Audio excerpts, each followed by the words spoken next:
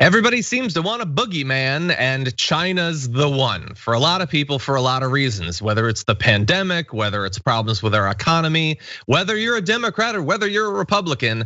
Demonizing China is a quick way to show that you care about America. But should that be the way that we comport ourselves? Well, Senator Bernie Sanders doesn't think so.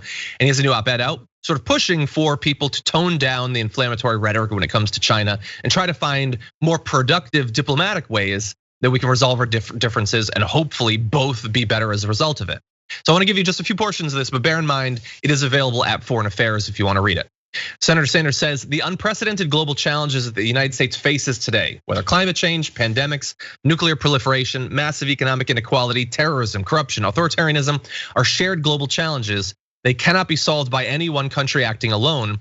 They require increased international cooperation, including with China, the most populous country on earth. It is distressing and dangerous, therefore, that a fast-growing consensus is emerging in Washington that views the US-Chinese relationship as a zero-sum economic and military struggle. The prevalence of this view will create a political environment in which the cooperation that the world desperately needs will be increasingly difficult to achieve. And so I'm gonna give you more in a little bit, but basically, there seems to be, whether there's any, like you can't even point to it, some sort of reason that we should result in something like Cold War 2.0, but with China, there's people who obviously want that situation, whether to fire up their base or because it allowed them to change certain trade policies to benefit a particular industry. So Jordan, I'm glad to at least have someone like sort of throwing up a hand and being like, hey, by the way, we don't need this Cold War. That's nice. When I saw this on the rundown, I was so excited because this is something that I feel like is not talked about as enough from a progressive perspective. Even during the State of the Union, Biden made a couple comments about China, saying we're entering into an era of competition. They are, one of our chief rivals.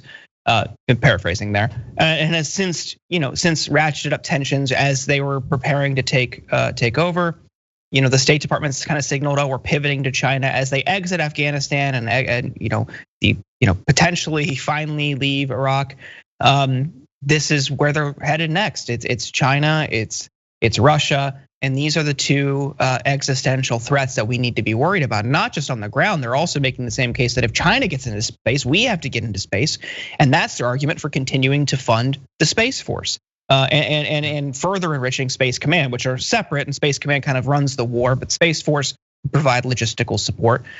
So they want to continue pushing money into these enterprises and these new arms of the military-industrial complex. That a multifaceted, multi-pronged approach to China would achieve all of these same foreign policy and militaristic goals that we used to have in the Middle East. Now that's kind of soured.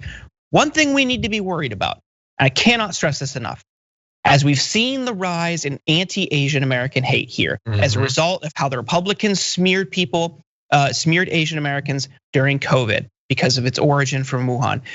Do not accept this framework that China is our rival or that we are in competition with China, because as we increasingly have a chilled foreign policy with China and further declining diplomatic relations, you will see an uptick again in anti-Asian American hate. Yes. Because people aren't going to distinguish between what type of Asian person they are or be able to have a nuance. Oh, this is just about a strategic competition or geopolitical whatever.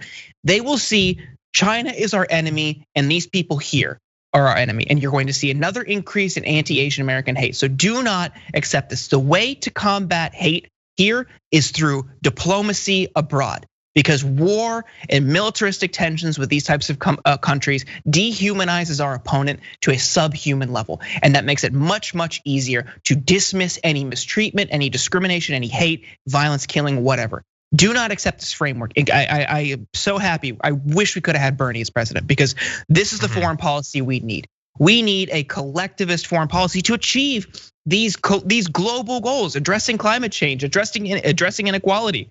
That I appreciate his comments, and it's just my one message to the audience. Just please stress diplomacy. Don't accept this competitive framework. I agree with literally everything you said. That was awesome. You're totally right. Yeah, the violence against Asian Americans hasn't gone away. In fact, I just saw in literally a 3-minute walk. I don't know exactly where on the particular boulevard, but there was an attack in Culver City yesterday, actually. So it's still happening. You're totally right. And there's a lot of people who, sometimes politicians, sometimes media. Tucker Carlson is happy to try to get his audience to love him a little bit more by whipping them up in a frenzy to hate China and by proxy Asian Americans. So yeah, no, we totally have to reject that. In some ways, by the way, pushing for a Cold War like this is more, at least economically insidious than a hot war in Iraq because it's easier to sustain. The thing about the endless wars in the Middle East is you can only continue them for a couple of decades before people get sick of it. But a Cold War, you could go 50 years with that because there's not necessarily dead soldiers. There's just hundreds and hundreds and hundreds of billions of dollars wasted needlessly, purposefully on military hardware. So we need to be like as vigilant when it comes to setting up that sort of Cold War with a country like China or a country like Russia as we are with the hot wars. Oppose both. And thankfully Bernie is right on both of those issues. So that's awesome. Oh, and by the way, I want to jump to this last graphic of his because he says Americans must not be naive about China's repression, disregard for human rights and global ambitions. I strongly believe that the American people have an interest in strengthening global norms that respect the rights and dignity of all people in the United States and China and around the world. We have to acknowledge all of those things of what's going on in China. But acknowledging those things is not calling for any sort of hot war or Cold War with China. Acknowledging those and then producing an actual diplomatic situation, that's the only way you're gonna change. Tension with China isn't gonna result in them respecting human rights more.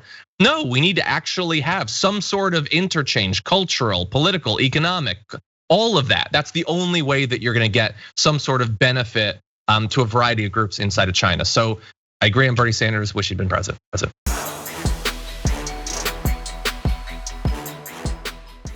Check out the Damage Report podcast each day, wherever you get your podcasts, whether Pocket Casts or Stitcher or iTunes.